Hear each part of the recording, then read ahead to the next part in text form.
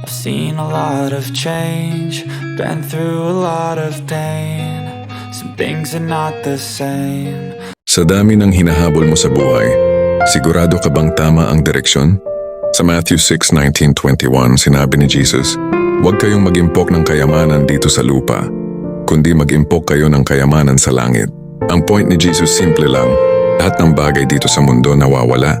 Yaman, titulo, ari-arian, kahit mga papuri ng tao, panandalian lang. Pero ang mga gawa mo para sa Diyos, ang kabutihang ginawa mo sa kapwa, ang tamang desisyon kahit walang nakatingin, yan ang kayamanang hindi nawawala.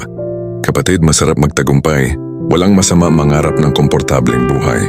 Pero kung puro material na bagay ang habol mo, mapapagod ka ng sobra pero magiging hungkag pa rin ang puso mo. Uunahin mo ba ang bagay na panandalian o yung gantimpalang panghabang buhay? Habulin mo ang bagay na hindi kayang kainin ng oras. Mag-invest ka sa langit, sa puso, sa relasyon mo sa Diyos, sa paggawa ng tama. Dahil kung nasaan ang kayamanan mo, nandoon din ang puso mo. Thank you so much for watching mga idol. Have a great and blessed day.